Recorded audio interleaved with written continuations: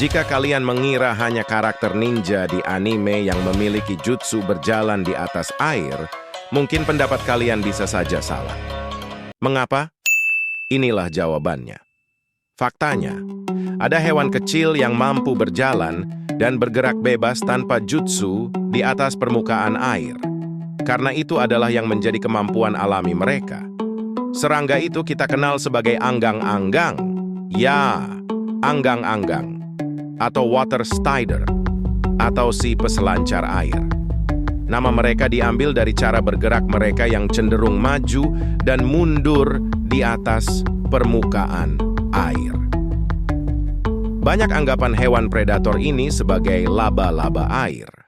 Namun, kenyataannya hewan laba-laba air bukan termasuk dalam kelas serangga, melainkan termasuk dalam kelas arachnida. Sedangkan untuk anggang-anggang sendiri, termasuk dalam golongan serangga atau insekta dari suku Grida.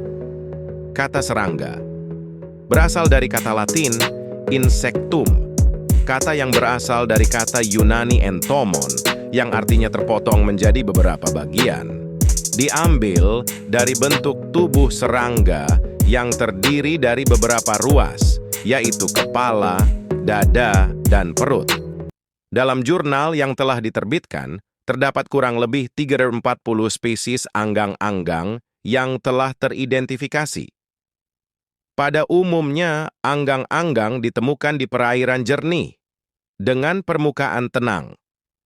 Lalu kenapa anggang-anggang mampu bergerak di atas air? Kemampuan berjalan di atas air ini disebabkan karena anggang-anggang mempunyai bulu halus mikrosetase yang terdapat pada di ujung kaki mereka. Bulu pada kaki serangga ini dalam ukuran mikroskopik dan rapat, dengan susunan dan kelengkungan tertentu dalam ukuran nanometer. Selain bulu halus mikrosetase, pada tungkai kaki mereka juga terdapat lapisan malam atau lilin, sehingga efek hidrofobik atau terapung di atas air dapat terjadi. Hal yang perlu kita ketahui adalah keberadaan anggang-anggang adalah sebagai petunjuk atau indikator pencemaran air yang terjadi. Pasalnya, anggang-anggang sangat rentan dan sensitif terhadap zat-zat kimia yang terlarut dalam air, seperti sisa deterjen dan sisa sampah rumah tangga lainnya, yang pada intinya semakin banyak jumlah anggang-anggang yang ditemukan pada lingkungan yang mengandung air, maka semakin baik kualitas air yang menjadi habitat anggang-anggang. Fosil anggang-anggang yang ditemukan oleh peneliti ditemukan di wilayah Uighur, Cina. Menunjukkan tingkat karbon dalam fosil hewan ini sudah ada pada era Silulian atau sekitar 20 juta tahun yang lalu. Anggang-anggang biasa memangsa serangga yang berukuran lebih kecil dari ukuran mereka. Terkadang mereka juga menyedot cairan dari sisa-sisa tubuh atau bangkai hewan lain yang lebih besar.